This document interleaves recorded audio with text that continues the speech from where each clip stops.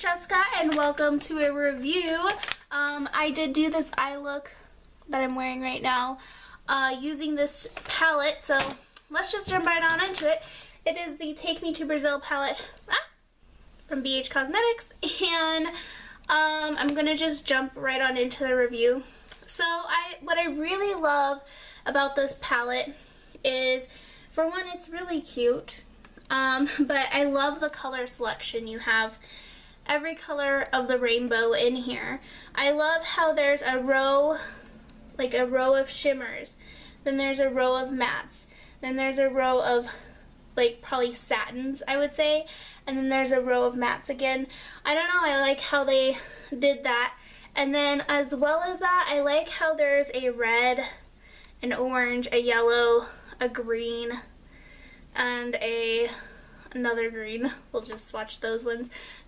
These four right here, I really think these are colors that you don't find in too many palettes. At least not looking like that. Like, they're really, really, really pigmented.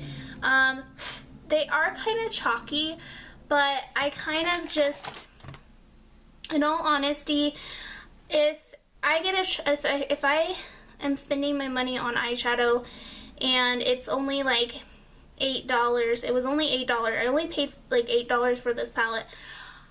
Honestly, I'm not gonna complain about the shadows being chalky because I still think it's a great value. They still blend pretty well. Like, I'll just go ahead and kind of smudge these out a little bit. So yeah, you can see that they really can blend pretty well, and really they're really awesome colors, and I really like the red. I did use the red in my look today, and honestly, I've never really seen a red, and I definitely didn't expect it to work that well. I've used a lot of the shadows in here. I gotta say my favorite formula-wise has to be the shimmery ones. They just they're just really nice. They're really nice and pigmented. They go on really smoothly. I really don't have any complaints about those ones. I think that my least favorite ones are these ones up here that I would probably call more of a satin finish right up here, because they're a little bit like, they're not consistent. Like, they do perform beautifully, as you can see right there, but they're not consistent. Like, you can see that periwinkle blue next to that very vibrant blue, they're just, you know, there's a big difference between those two. So I find that formula isn't super consistent. The mattes, I think, are actually pretty good. I don't really have too much complaints for them. There are 30 eyeshadow colors in here, and that's a really great, great deal. You're getting 30 shadows for $8. You're paying like not very much per shadow, and I really like that. Another thing that is a big pro is this black right here. It's actually a pretty decent black. It's not the best, but it's pretty good, and for someone like me who really does not like to play with dark colors, it's a pretty good black for me. I am wearing it right now. It's a pretty good black for me. Now, my biggest thing about this palette is there are no neutral matte shades in here. What I mean by that is there's no matte brown, there's no matte white, there's no matte cream, and that makes it kind of hard to make this palette work because you don't have any crease shades in here that would actually really work except for black, and not everybody can make black work, especially if you're a beginner. Like, I know I couldn't do that if I was a beginner, and so that's my one disappointment of this palette. But it's really not too much of a disappointment because you are getting so much variety, so many colors. I don't know, I really have enjoyed using this palette a lot, actually.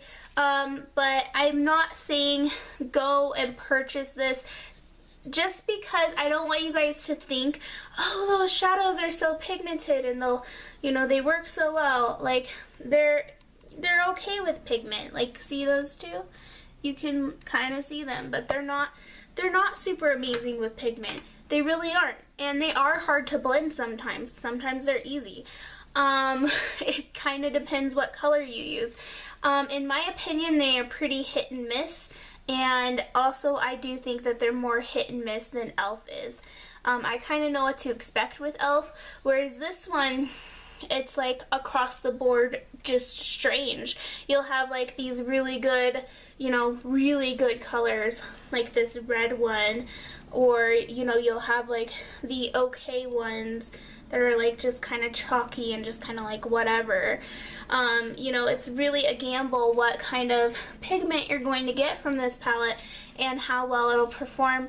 And when you put these on the lids, they perform completely differently. Like the pigment of a lot of these aren't as pigmented once you put them on the lids as they are when you swatch them like that. That is probably my biggest complaint. So basically what I'm saying is, if you are going to purchase this, don't expect it to be super pigmented and just the best thing ever. And in all honesty, with BH Cosmetics being such a popular brand and me like never trying BH Cosmetics, I was actually slightly disappointed with this, because I totally thought that the shadows would just perform way better because everybody talks about them, but they really don't perform amazingly, and that's just my honest truth. I'm kind of rambling. I do think it's a fun palette, especially if you love colors. If you love colors and you know how to work with almost any kind of eyeshadow, or you at least kind of know how to work with any kind of eyeshadow, then I would definitely recommend this palette. But if you're new to like eyeshadows and stuff, I wouldn't. I strongly believe that if you're new to makeup, you should purchase something high-end and work from that, because that's high-end stuff, in my opinion, is pretty foolproof. Whereas this kind of, you know, lower-end stuff is hard to work with. And I didn't really get too much into wearing makeup until I had the Naked 2 palette, and then I was like hooked on especially eyeshadow. So I just think that if you're a beginner and you're wanting to experiment with color, I would not give a beginner this palette, honestly. That's just my honest, 100% honest review on this palette. I do think it's a good purchase if you like color, and if you can work with shadows that are chalky and kind of unpredictable. I would recommend it just because the price is so good, but you gotta keep in mind that it's not that amazing of quality. I have much easier of a time working with e.l.f. products than I did with this palette, and I mean, I've tried some of the other palettes that I got from BH Cosmetics, and they're not as unpredictable as this one is, but I'm not saying all BH Cosmetics shadows are like this, basically, is what I'm trying to say. I'm just saying that this palette can be pretty, you know, hit or miss. So, yeah. If you want to see how I got this tutorial, then please stay tuned, and I will be uploading tutorials throughout the day. It might drive you guys crazy. I am so sorry.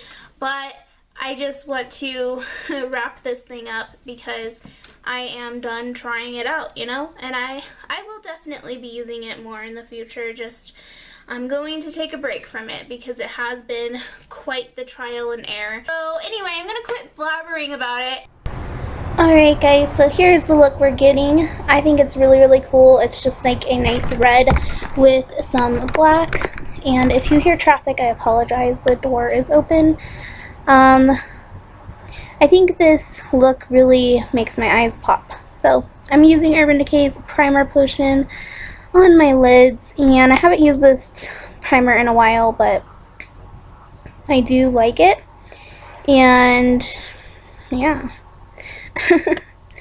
Alright, so what we are going to do now is take this Milani Shadow Eyes in the shade Snowy White, and we're going to put that on the bottom, like the lid area, just the lid, below the crease is where we're going to put this. And I just pat it on lightly and try to get it nice and on there. This will make the red pop more, and overall just make the look better. So that's why we're doing that. Now I'm going to take the eyeshadow called Nutty from Wet n Wild, and I'm going to use this in the crease with a Jessup crease brush. This is not my favorite crease brush, but it does the job at least a little decently. This part was kind of difficult for me to do just because this eye in general is hard for me to do, but nonetheless it still works. Now I'm going to go in with the black shade in this palette, and I'm going to put it on the outer corner of my eye and bring it in a little bit.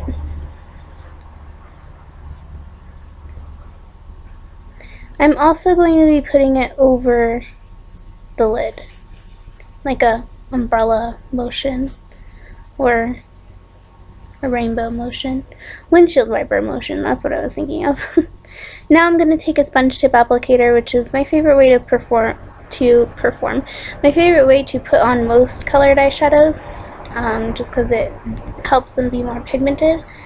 And I'm going to go ahead and put that red on the outer corner, and that's just where it's going to be, that outer third, I would want to say, of the eye.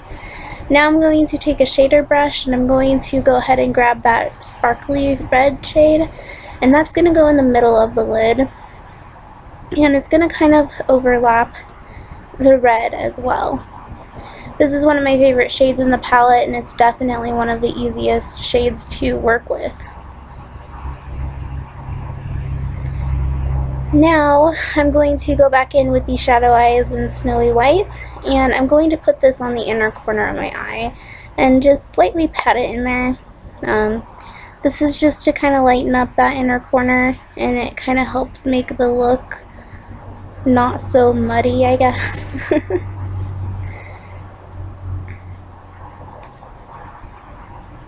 Now I'm going to take the other side of that sponge tip applicator, and I'm going to take this kind of iridescent shade. I'm going to go ahead and put it on my inner corner, and it's just going to help.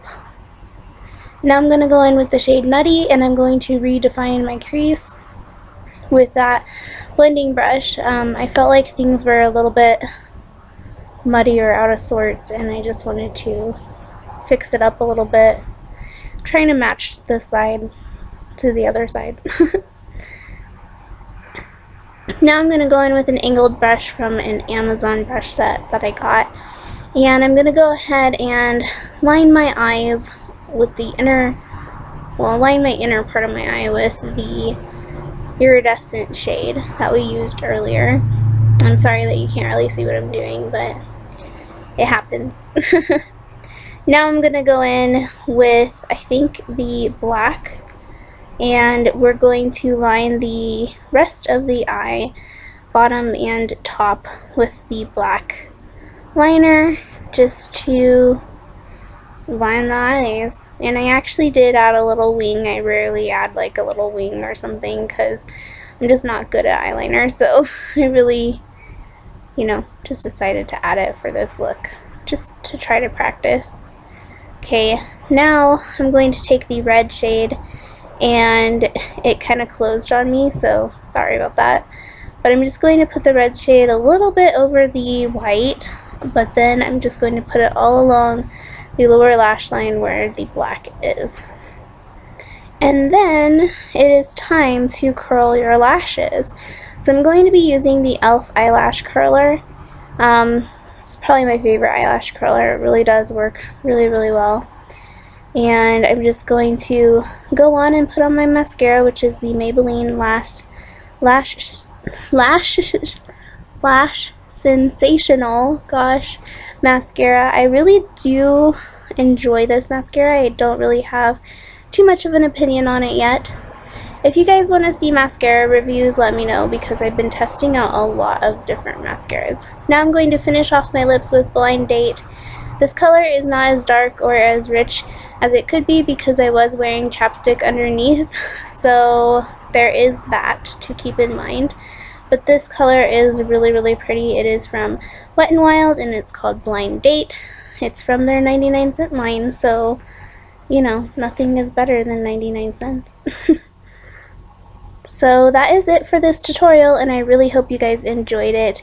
I'm going to go ahead and sign off with me talking.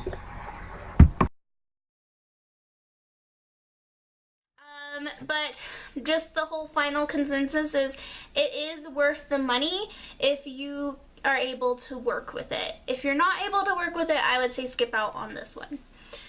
Alright guys, thank you so much for watching, and I will see you guys in my next video. Bye!